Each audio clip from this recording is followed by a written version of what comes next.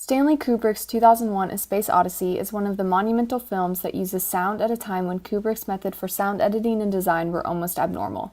Kubrick is not only known for 2001 A Space Odyssey, but also other iconic films such as The Shining and A Clockwork Orange. But the concept of sound design in this particular film is what makes it stand out. The use of diegetic and non-diegetic sound in this film are both significant, but particularly Kubrick's particular method for his placement of diegetic sound is more iconic. Diegetic sound is the sound that exists within the world of the story.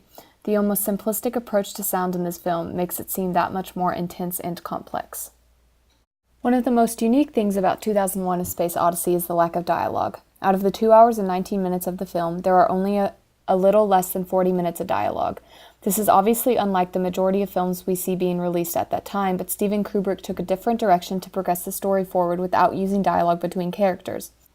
We see Kubrick take the truth that space is silent and use that to his advantage in the film. In many instances in the film, I would argue that the absence of music and dialogue make the film more intense and suspenseful than any dialogue or music could. The type of silence that Kubrick chooses for each scene and the seemingly small sounds that we do hear in these scenes are significant in their own way. For instance, when we watch scenes that take place inside the Discovery, there is no dialogue, but there is, for example, the electronic hum of the ship, Frank's oxygen supply hissing, and his constant breathing, the dead silence while Frank and Dave conspire against Hal, and then the white noise as Hal reads their lips. This lack of dialogue and only small but apparent sounds forces the audience to keep their eyes on the screen and watch what is happening. It also emphasizes this vast and ever-expanding space that the Discovery was in by highlighting the reality of silence in space.